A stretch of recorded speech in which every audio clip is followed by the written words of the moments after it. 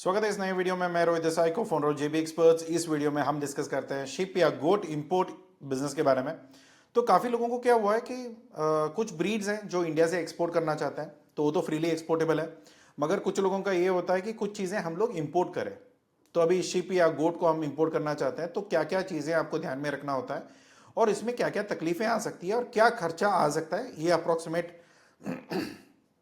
क्योंकि काफ़ी सारे इंक्वायरीज ऐसे हैं जहाँ पे लोगों को समझना है कि सर अगर हमें कोई ब्रीड इंपोर्ट करना है तो हम कैसे करें। देखो, एक्सपोर्ट के लिए कोई रिस्ट्रिक्शन नहीं है, आप आराम से एक्सपोर्ट कर सकते हो। मगर जब आप इंपोर्ट के बारे में आप सोचते हो ना, तो कुछ चीज़ें ऐसी है कि सर कुछ ब्रीड बाहर के बहुत अच्छे हैं जो इंडिया में आके हम लोग उसका ब्रीडिंग बढ़ा के हम लोग अपना एक्सपोर्ट कर सके या खुद हमारे यहाँ पे लोकल सप्लाई कर पाए। तो ये एक बहुत अच्छा बिजनेस स्ट्रैटेजी है। But end of the day क्या है ना कि इंडियन गवर्नमेंट नहीं चाहता है आप कोई इंपोर्ट करें, तो उसके लिए काफ़ी सारे रिस्ट्रिक्शंस होते हैं। और क्या क्या चीज़ें हैं और क्या क्या चीज़ें इसमें आपको समझना है, उसके बारे में यहाँ पे हम बात करेंगे। यहाँ पे जब भी आप शीप को इंपोर्ट करना चाहते हैं तो पहली चीज़ आपको इतना ध्यान में रखना है कि अगर आपका पर्पज़ ब्रीडिंग है, जेनरिक है या रिसर्च है, तो ये तीन रिगार्डिंग के अंदर ही आप इंपोर्ट कर सकते हैं। अगर आपका ये सोचना है कि हाँ वहाँ से हम मंगवाएंगे और यहाँ पे काट के हम लोग उसको लोकल डिस्ट्रीब्यूशन में लेके जाएंगे, तो वो पर्पज़ के लिए यहाँ पे ऑप्शनेबल नहीं है और वो आप नहीं कर सकते हैं। तो यहाँ पे क्या होता है कि एक तो हाई कॉस्ट है और दूसरा हाई वैल्यू है। तो हाई कॉस्ट और हाई वैल्यू में क्या होता है कि बहुत अच्छे प्रोडक्ट्स हैं मगर बहुत अच्छी कीमत में ही आने वाला है, कोई सस्ता आपको यहाँ पे नहीं पड़ेगा। अगर आप ब्रीडिंग करने के लिए या जेनरिक्स के लिए या जेनेटिक्स के लिए या उसका रिसर्च के लिए, ये तीन के अलावा कभी भी आप ये मत सोचना कि बाहर से कोई माल मंगवाएंगे और फिर यहाँ पे काट के हम लोग बाहर बेचने वाले हैं, तो वो नॉर्मली पॉसिबल नहीं है। तो इसमें एच एस कोड आता है। पहली चीज़ आपको एच एस कोड और टैरिफ समझ लीजिए।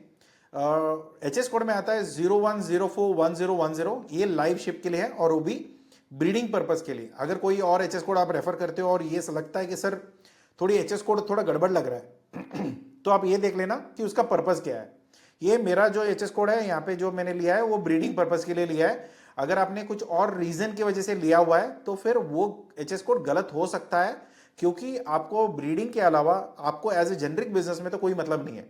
रिसर्च कौन करते हैं या जेनेटिक्स में कौन करते हैं, ये सारी चीज़ें जो आर एन डी लैब्स होते हैं या कोई और मेडिसिन होती है या कोई नया वेराइटी का जो ब्रीडिंग होता है ना, तो वो चीज़ों के लिए अगर किसी को जेनेटिक्स समझना है और कोई और चीज़ों के लिए अगर वो यूज़ करता है तो उनके लिए काम में आता है। आप और मैं इस काम में नहीं है। हम लोग क्या कर सकते हैं, ज़्यादा से ज़्यादा हम बाहर के शिप मंगा के यहाँ पे क्रॉसिंग करके उसका ब्रीडिंग हम लोग देख सकते हैं, इसके अलावा ज़्यादा कुछ नहीं कर पाएंगे। तो इतना आपको बिजनेस में ध्यान रखना है कि आपका जो एच एस कोड रहेगा वो यही रहेगा। इसके अलावा जो भी एच एस कोड अगर आप गलती से भी चुनते हो तो फिर वहाँ पे आपको झटका लग सकता है, थोड़ा ध्यान रखिए। क्योंकि इंपोर्ट और एक्सपोर्ट का एचएस कोड दोनों सेम होता है, बट आपको ये ध्यान में रखना है कि इंपोर्ट के टाइम पे आपको रिस्ट्रिक्शंस है, एक्सपोर्ट के लिए आप फ्रीली एक्सपोर्ट कर सकते हो। तो दिमाग में वो रख के आपको काम करना है। तो यहाँ पे मोस्ट प्रिफर्ड नेशन, अभी मैं फिलहाल के लिए एग्जांपल ऑस्ट्रेलिया ले रहा हूँ, आप कोई भी कंट्री आप ले सकते हो। मगर यहाँ पे जब भी आप कोई भी मोस्ट प्रिफर्ड नेशंस का कोई भी टैरिफ आप देखते हो ना, ऑस्ट्रेलिया पे आज के टाइम पे 30% का टैरिफ है। मतलब मान के चलो कि मुझे बकरा तो मुझे 100 रुपए में मिल गया, मगर मुझे 30 रुपए इंडियन गवर्नमेंट को देना पड़ेगा वो बकरा अंदर लाने के लिए। तो वो टैरिफ आपको यहाँ पे लगेगा। तो आप सिर्फ ऐसे कैलकुलेट करोगे नहीं सर वहाँ का जो ये खर्चा है और उसके ऊपर मेरा इतना लॉजिस्टिक का पड़ेगा और मेरा यहाँ पे आ जाएगा, नहीं। उसके ऊपर टैरिफ 30% का है, क्योंकि इंडियन गवर्नमेंट नहीं चाहता है आप ज़्यादा से ज़्यादा बाहर से मंगवाओ और यहाँ पे काट छाट के यहाँ पे बेचना शुरू करो। क्योंकि यहाँ पे भी काफ़ी सारे एनिमल, मतलब काफ़ी सारे बकरे भेड़ बकरी की बिजनेस करने वाले हैं, तो उनको वो धक्का पड़ेगा। क्योंकि एग्रीकल्चर का एक साइड इनकम भी शिप एंड गोट से ही रहता है। तो वो आपको ध्यान में रखना है कि ऐसा कोई भी चीज़ मत करिए जो गवर्नमेंट ऑफ इंडिया या कोई भी हमारे लोकल बिजनेस खराब हो जाए, राइट। तो वैसे तो ट्रंप है ही खराब करने के लिए, तो बट आप ना खराब करो, इतना आप ध्यान रखो। तो यहाँ पे क्या होता है कि अगर यहाँ पे अभी देखो काफी लोगों को ये होता है ना, सर फ्री ट्रेड एग्रीमेंट है, ऑस्ट्रेलिया के साथ भी हमारा फ्री ट्रेड एग्रीमेंट है, मगर उस फ्री ट्रेड एग्रीमेंट के अंदर ये प्रोडक्ट नहीं है या ये एच एस कोड नहीं है। तो क्या होता है कि अगर ये एच एस कोड उस कैटेगरी में नहीं है तो ऑटोमेटिकली क्या होगा, आपको कोई भी प्रेफरेंस यहाँ पे नहीं है। अभी काफी लोगों को लगता है ना सर फ्री ट्रेड एग्रीमेंट के हिसाब से, काफी लोग बात भी करते हैं कि हाँ फ्री ट्रेड एग्रीमेंट हो रहा है तो हमें बहुत खुशी है कि उस कंट्री के साथ फ्री ट्रेड एग्रीमेंट हो गया तो मेरा बिजनेस बढ़ जाएगा। नहीं, आपका बिजनेस तब तक नहीं बढ़ेगा जब तक आपका फ्री ट्रेड एग्रीमेंट तो हो गया, वो बहुत अच्छी बात है किसी और प्रोडक्ट के लिए। अगर आपका एचएस कोड उस फ्री ट्रेड एग्रीमेंट में नहीं है तो आपको कोई उसका बेनिफिट नहीं मिलने वाला। तो वो आपको ध्यान में रखना है। क्योंकि अभी इंडिया और ऑस्ट्रेलिया का तो फ्री ट्रेड एग्रीमेंट है, मगर वहां पे कोई प्रेफरेंशियल नहीं है। इसका मतलब ये है कि आपको 30% भरना ही पड़ेगा अगर आप ऑस्ट्रेलिया से माल मंगवाते हो। तो आप कहीं और से भी मंगवाते हो तो उस कंट्री का भी आपको टैरिफ चेक करवाना पड़ेगा।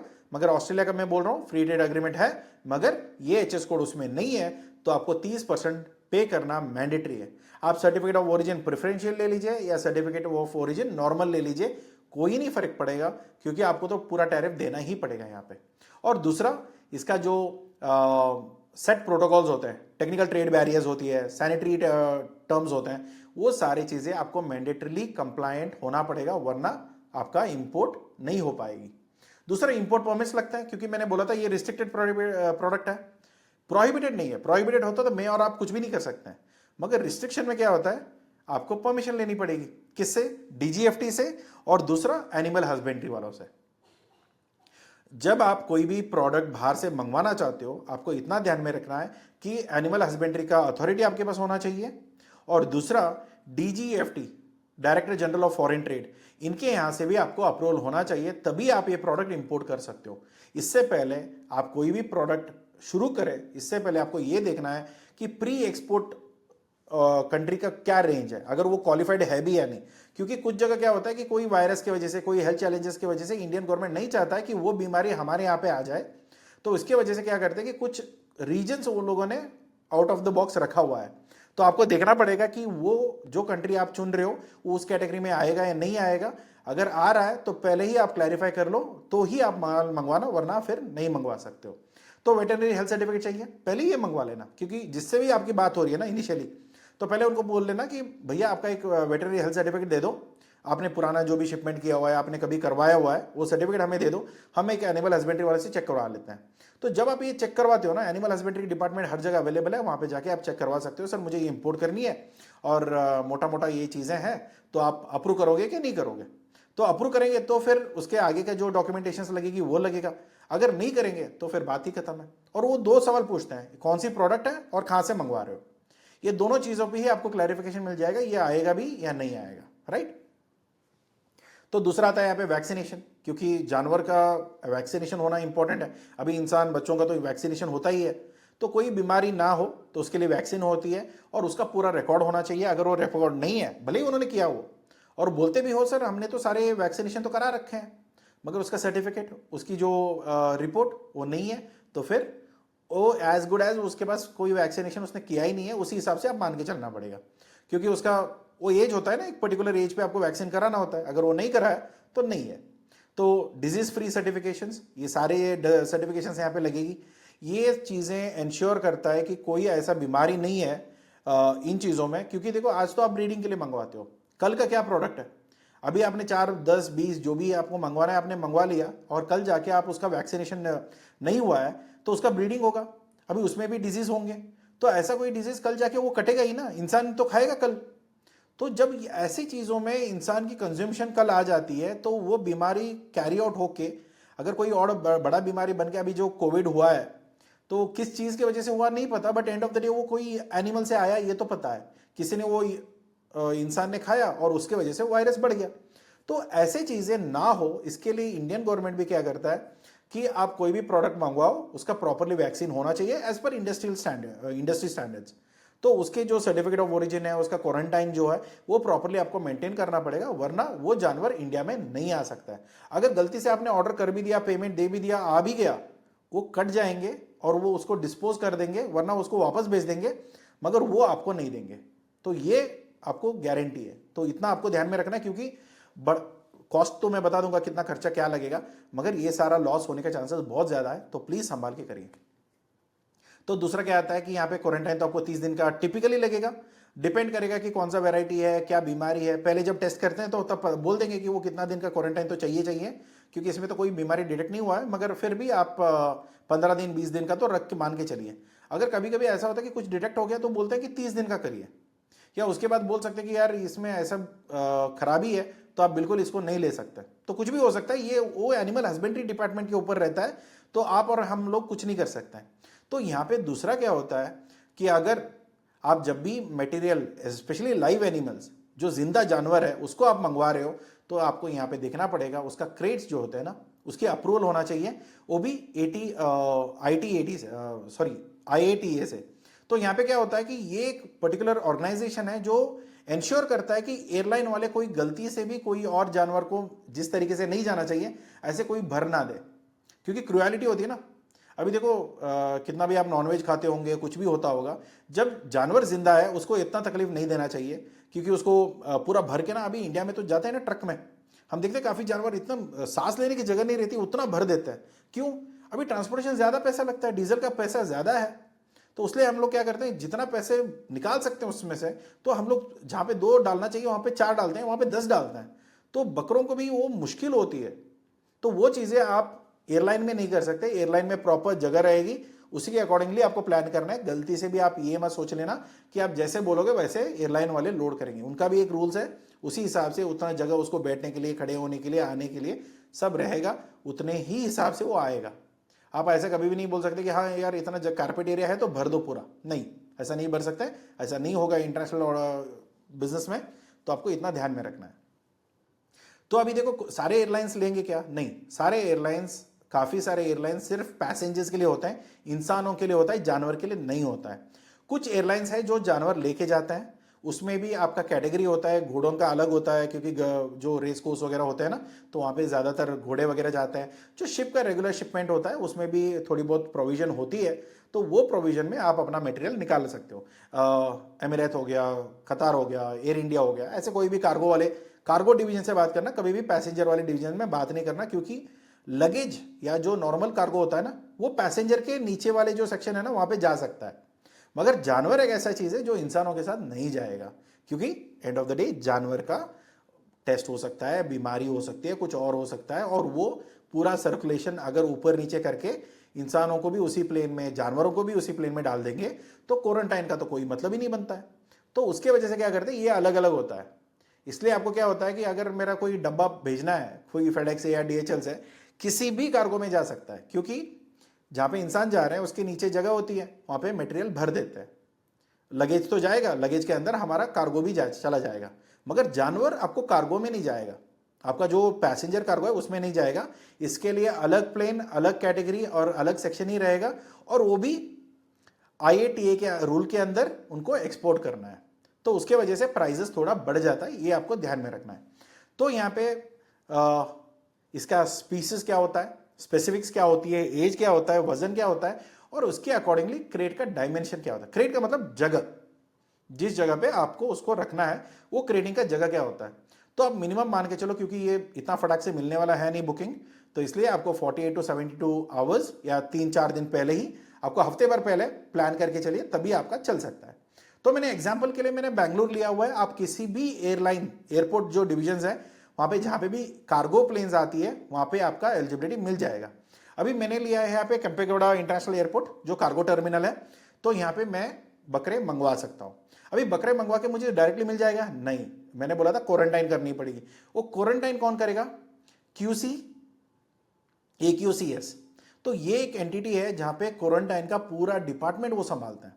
जो भी इंपोर्ट करना है आप कर लो, वो हमें दे दो, हमारे यहाँ पे रहेगा 10-15 दिन, 20 दिन, 25 दिन, 30 दिन, और उसके बाद जब वो ठीक लगे तो फिर दोबारा एक बार टेस्ट होगा, उसके अंदर कोई बीमारी नहीं पाई गई तो फिर वो बकरे आप लेके जा सकते हो।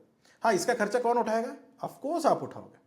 इसके बीच में कुछ हो गया तो वो आपकी जिम्मेदारी, अगर इसमें बीच में वो मर गए वो भी आपकी जिम्मेदारी, क्योंकि यहाँ पे एनिमल हस्बेंड्री का ये काम होता है, उसको ठीक ठाक खाना देना, उसका देखभाल करना, और वहाँ पे वेटनरीज जो डॉक्टर्स होते हैं वो देखभाल कर लेंगे।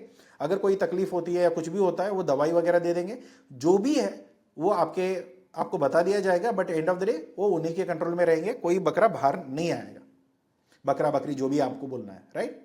तो यहाँ पे कस्टम क्लियरेंसेस में क्या होता है, एक तो आपको बिल ऑफ एंट्री फाइल करनी होती है।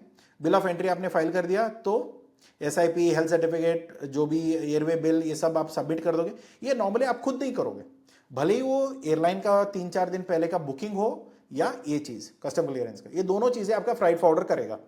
तो आपको यहाँ पे ज्यादा दिमाग में जोर देने की जरूरत नहीं है, ये सारी प्रॉपरली हम करके दे देंगे।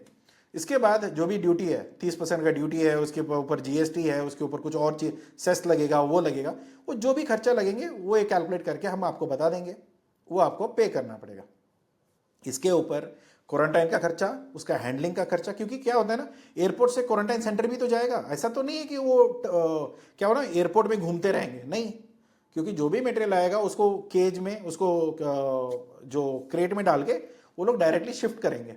जब वो शिफ्ट करते हैं उसका खर्चा भी आप ही को रहेगा। बाकी सारा खर्चा मिला के आपको ये पूरा मटेरियल आपको हाथ में कब आएगा, ये बकरे सारे जो भी आपने इंपोर्ट किया है, बकरा बकरी जो भी है, ये सब कब मिलेगा? जब पूरा क्लियरेंस होके AQC वाले ने बोल दिया कि भैया ये सारा हेल्दी है, इसको कोई प्रॉब्लम नहीं है, आप इंडियन मार्केट में निकाल सकते हो, तब ये आपके हाथ में आएगा। तो इसके गड़बड़ी का चांसेस कितना है? बहुत ज़्यादा है। रिस्क कितना है? बहुत ज़्यादा है। मगर वो ब्रीड का अगर डिमांड है तो फिर वो आप ज़रूर मंगवा सकते हो।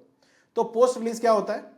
जो ट्रांसपोर्ट है वो आप ब्रीडिंग फार्म पे लेके जा सकते हो, और जो स्टेट वेट अप्रूव्ड है, अभी जो फार्मिंग्स होते हैं ना कि ब्रीडर्स स्पेशली जब भी आप ब्रीडिंग के लिए लेके जाते हो तो कहीं पे भी आप ब्रीडिंग नहीं करवा सकते हो, उसका एक प्रॉपर प्रोसेस होता है। तो वो भी आप देखो कि कोई ब्रीडिंग फार्म कौन सी है, अप्रूव्ड कौन से हैं, तो वहाँ पे आप देख के वहाँ पे वेट अप्रूव्ड जो अप्रूवल जो वेट होता है उनके पास आप काम करवा सकते हो, राइट। तो जो भी ब्रीडिंग का स्टॉक है तो उसका फॉलोअप टेस्टिंग, उसका ब्रीडिंग का स्टॉक जो भी है वो आपको ध्यान में रखना है। चलो अभी हम बात करते हैं पैसे के बारे में कि सर मुझे ना बकरे तो यहाँ पे 30-40 हज़ार में मिलता है, मुझे भी उतने वहाँ पे भी वही मिल रहे हैं। भले ही उतने में आपको बकरा मिल रहा होगा मगर उसका खर्चा उतना ही नहीं रहने वाला है। देखो यहाँ पे क्या होता है कि आपको पहला खर्चा प्री एक्सपोर्ट का, पोस्ट तो मैं नहीं बोल रहा, पोस्ट मतलब क्या होता है कि इंडिया में आने के बाद का क्वारंटाइन मैंने बोला, राइट। तो यहाँ पे क्या होता है, उस कंट्री में भी वो क्वारंटाइन करना पड़ता है, उसके बाद प्लेन में चढ़ेगा, फिर बाद में यहाँ पे उतरेगा, दोबारा क्वारंटाइन होगा, फिर बाद में आपके हाथ में आने वाला है। कभी भी ये मत समझ लेना कि सिर्फ आपको इतना ही खर्चा है। जब भी आप किसी भी फार्मिंग वालों से बात करोगे ना, जो भी शिप मतलब जो भी ऑस्ट्रेलियन की जो ब्रीडर्स हैं, तो उनके पास जहाँ से भी आप खरीद रहे हो तो इतना ध्यान रखना है कि जब भी आप खरीदोगे तो इतना परचेज तो रॉ मटेरियल का तो हो गया, चलो 30 हज़ार में मान लेता हूँ आपको मिल रहा है, तो उसके ऊपर 30-40 हज़ार आपको और लगेगा सिर्फ वहाँ का क्वारंटाइन के लिए, क्योंकि उनको भी शिप करना है, वहाँ पे भी क्वारंटाइन होगी। उसके बाद लॉजिस्टिक का आपको लगेगा 50 से 60 हज़ार, फिर उसके बाद क्वारंटाइन हो गया इंडिया में, और इसके साथ साथ 30% का ड्यूटी भी लगेगी, वो भी ऑलमोस्ट करीब करीब 30-40 हज़ार पे लगेगा। तो यहाँ पे एक बकरा मुझे कितने में पड़ा, तो करीब करीब 1 से 2 लाख के बीच में। क्योंकि ये डिपेंड करेगा, सिर्फ मैं तो ऑस्ट्रेलिया एग्जांपल ले रहा हूँ, आप ऑस्ट्रेलिया से नहीं मंगवा रहे हो, कहीं दूर से मंगवा रहे हो, तो उसका भी प्राइजेस अलग होंगे, उसके भी फ्रेट अलग चार्जेस होगा, उसका वजन अलग होगा, उसका क्वारंटाइन पीरियड अलग हो सकता है, वहाँ का जो क्वारंटाइन जो सर्विस है उसका प्राइजेस बढ़ सकता है। ये सिर्फ आपके रेफरेंस के लिए, राइट। प्राइजेस आपको ऑन द गो उनसे पूछना पड़ेगा, भैया आप कौन से एयरपोर्ट से भेज रहे हो, वहाँ का क्वारंटाइन का क्या प्राइस है, उसका पोस्ट इंस्पेक्शन का क्या प्राइस है, वहाँ का कोई टेस्ट सर्टिफिकेट है वो काफ़ी महंगा मिल सकता है, वो भी आपको चेक करना पड़ेगा। क्योंकि अगर इंडिया में आ गया और बिना सर्टिफिकेट आया तो फिर आपका मटेरियल आपको नहीं मिलेगा, जितना भी आपने पैसे डाला वो सब गया। क्योंकि गवर्नमेंट ऑफ इंडिया आपको रिफंड तो नहीं करेगा, क्योंकि वो एयरलाइन का पैसा है ना, तो बहुत कुछ चला जाता है, तो फिर आपको बहुत महंगा पड़ेगा। तो अगर आप एक 25, अभी देखो 2-3 लाख लग रहा है, सर मैं ना एक फीमेल और एक मेल मंगवा लेता हूँ और उसका ब्रीडिंग करने बैठूंगा। देखो ऐसा होगा कि जो पोटेंशियल इंडियन ब्रीडिंग्स में, मतलब जितने ब्रीडिंग्स यहाँ पे हो जाती है उतनी ब्रीडिंग स्ट्रेंथ वहाँ पे है या नहीं है। और काफ़ी बार क्या होता है कि अगर जिस फार्म से आप माल ले रहे हो, अगर उन्होंने कोई ऐसा कोई क्या बोलते हैं ना, चेंज किया हुआ है, नसबंदी की बात कर रहा हूँ मैं, सीधी बात हुआ है कि अगर वो ब्रीडिंग के लायक ही नहीं है तो भी आपके यहाँ पे फ़ायदा नहीं है, तो आपका पैसे चले जाएंगे। तो वो लोग क्या बोलते हैं कि कम से कम आप इतना खरीदोगे ना तो आपका पोटेंशियल इतना बढ़ेगा। क्योंकि ब्रीडिंग इंडस्ट्री मैं भी जानता हूँ, कितने काफ़ी टाइम से हम लोग काम कर रहे हैं उसमें, तो जितने भी हम लोग जिनको भी हमने इंपोर्ट करवा के दिया है ना, तो ये तकलीफ आई हुई है। 1-2 करेंगे तो होगा नहीं, फिर बाद में आपको लगेगा यार ये फार्म तो गड़बड़ है और ये मटेरियल से हो नहीं पा रहा। तो आज के टाइम पे फर्टिलिटी का भी प्रॉब्लम होता है, क्योंकि वो एयर ट्रैवल करके आते हैं, स्ट्रेस होता है, बॉडी की चेंजेस आती है, तो फिर उसके बाद में क्लाइमेट का इफेक्ट होता है। तो काफ़ी कुछ चीज़ों की वजह से ये ब्रीडिंग अगर नहीं होता है तो आपका जो बिजनेस प्लान स्टार्टिंग में था ना कि वहाँ से यहाँ मंगवाएंगे, ब्रीडिंग करेंगे, पैसा कमाएंगे, वो चीज़ें आपका बिजनेस रुक जाएगा। तो आपको क्या करना है, एक गुड अमाउंट ऑफ स्ट्रेंथ, मतलब मान के चलो कि 4 बकरे 4 बकरी, तो कोई भी कॉम्बिनेशन में जितना भी आपको करना है ना वो करके आप मंगवाओगे तो फिर हिसाब बैठ पाएगा। जो आइडियल नंबर है, जो अगर आप किसी भी वेट से अगर आप बात करोगे, जो डॉक्टर्स होते हैं ना, जानवर के डॉक्टर्स जिनसे भी आपको बात होती है, तो उनको एक बार पूछ के देखना, सर अगर मैं ये ब्रीड यहाँ से मंगवा रहा हूँ तो वो ब्रीड होके इसकी फर्टिलिटी कितनी होगी, फर्टिलिटी मतलब कितने बच्चे पैदा हो सकते हैं, कितना टाइम में हो सकता है, इसका बिजनेस कितना तक बढ़ सकता है, और इसका अगर इसका ब्रीडिंग नहीं हो रहा है तो उसके लिए क्या क्या क्लाइमेट में चेंजेस करनी पड़ेगी या टेम्परेचर में कुछ कंट्रोल करना पड़ेगा। ये सारी चीज़ें आपको वहाँ पे पूछ के हिसाब करके फिर लेना पड़ेगा। वरना क्या होगा, एक दो मंगाया, एक तो रास्ते में मर गया, दूसरा यहाँ पे आके मर गया, जो भी आपने पैसे डाले थे 3-4 लाख वो पैसे डूब गए। तो ये काफ़ी लोगों के साथ हुआ है। तो प्लीज़ आप ऐसे कोई कांड मत करिए। आपका बिजनेस है, आपका मुश्किल से कमाया हुआ पैसा है, कभी भी फालतू में नहीं जाना चाहिए, उतना ध्यान रखिए। बेसिक चीज़ें हैं, अगर ये आप समझ जाओगे, बेसिक मतलब बहुत ज़्यादा एडवांस में बोल रहा हूँ, मगर ये चीज़ें आपको हिसाब में ला करके फिर आप आगे काम कर सकते हो। तो यहाँ पे की पॉइंट्स क्या होता है, AQCA से अगर क्वारंटाइन का कंपलसरी है, इसमें कोई एग्जामिशंस नहीं है, तो यहाँ पे आप कोई भी जुगाड़ नहीं लगा सकते। भले ही वो थोड़ा बहुत टाइम में थोड़ा बहुत आप ऊपर नीचे कर सकते हो, मगर ये क्वारंटाइन होना पड़ेगा, वरना कोई बीमारी इंसान को आ गया तो फिर उसके तकलीफ नेक्स्ट लेवल का रहता है। क्योंकि क्वारंटाइन तो उसी पूरा दुनिया को एक बार रोक दिया था ना, तो वो हिसाब से लगता है। फिर यहाँ पे सैनिटरी जो इंपोर्ट परमिट्स लगेगी या जो नॉन नेगोशिएबल है, क्योंकि यहाँ पे तो आपको लेना पड़ेगा, क्योंकि परमिट है तभी आप उसको कर सकते हो। और क्या पर्पज़ है क्या है, ऐसा नहीं कि इमीडिएटली आपको मिल जाएगा, मगर जब भी आपको मिलेगा आपका एक क्रेडिबिलिटी देख के चेक करके फिर उसके हिसाब से आपको परमिशन मिलेगी। तो यहाँ पे बीफ प्रोहिबिटेड है, क्योंकि आप डायरेक्टली उसका गोट एंड शिप का मीट नहीं मंगवा सकते हो, तो वो आपको देखना पड़ेगा जो भी है। तो यहाँ पे अनऑथराइज कंसाइनमेंट्स या री एक्सपोर्ट जो होती है ना, तो ये चीज़ें आपको वापस भेज दिया जाएगा या उसको डिसगार्ड कर देंगे, तो वो आपको नहीं मिलने वाला। तो एट द लास्ट अगर मैं क्या बोलना चाहता हूँ कि जब भी अगर आप माल मंगवाते हो तो इतना ध्यान में रखना कि ये एक प्रोफेशनल ब्रीडिंग फार्म्स है, जहाँ पे भी किसी भी देश में, मैं तो एग्जांपल के लिए मैंने ऑस्ट्रेलिया लिया, आप कोई भी कहीं का भी आप ले सकते हो, बट एंड ऑफ डे इतना ध्यान रखो कि अगर एक ब्रीडिंग फार्म से आप लेते हो उसका क्या एश्योरेंस हो सकता है, उसके लिए क्या क्या मेडिसिन लेनी पड़ेगी और क्या क्या चीज़ों की वजह से होना चाहिए, और क्या उसका एनवायरनमेंट होना चाहिए। अभी देखो बाहर के जहाँ पे ठंडी जगह पे जो जानवर पला हुआ है और वो यहाँ पे एकदम गर्मी में आ गया तो भी मुश्किल हो सकती है। जैसे इंसान है वैसे ही वो जानवर भी है, उसको वैसे ही ट्रीट करो। वो जिस क्लाइमेट में आया उसी क्लाइमेट में उसको आना चाहिए, क्योंकि वो उड़ने के लिए नहीं बने ना। अभी कौन सा जानवर हम देखते हैं कि उड़ रहा है, राइट। तो जानवर को अगर आप एयरप्लेन से लेके आते हो, उसको भी एयर सिकनेस होता है, प्लेन सिकनेस होती है, तो ट्रैवल में कुछ भी गड़बड़ हो सकता है और काफ़ी कुछ चीज़ें झेल जाते हैं। कुछ जानवर झेलते नहीं है, वो ख़त्म भी हो जाता है। तो इसलिए आप थोड़ा देख लो, ओवरऑल समझ लो। मेरे मोर्टेलिटी रेट अगर मतलब मरने वाले 2 से 3% का तो मिनिमम रख के चलो। अगर इससे ज़्यादा अगर आपके ब्रीड में कितना ये चेंज होता है कि कौन सी क्वालिटी या ग्रेड पे आप मंगवा रहे हो, तो उस पर ये फ़र्क पड़ेगा।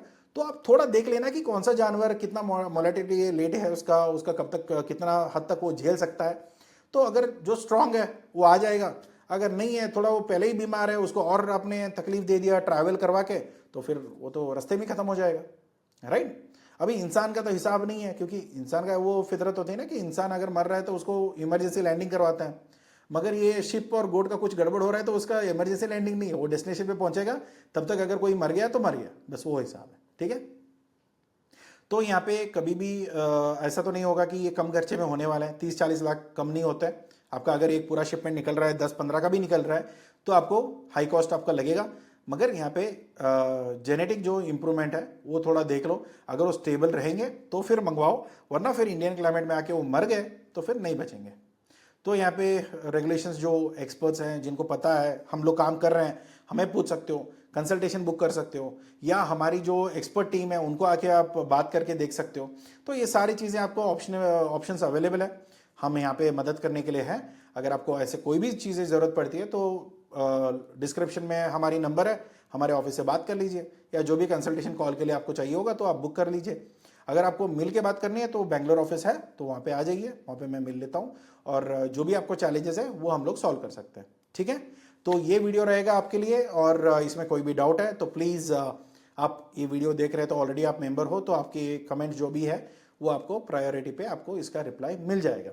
तो मिलते हैं अगले वीडियो में। Thank you so much for watching this. अगर कोई सवाल है तो प्लीज़ कमेंट बॉक्स यूज़ करिए, और बात करना है तो प्लीज़ कंसल्टेशन बुक कर सकते हैं। Thank you so much, take care, bye bye.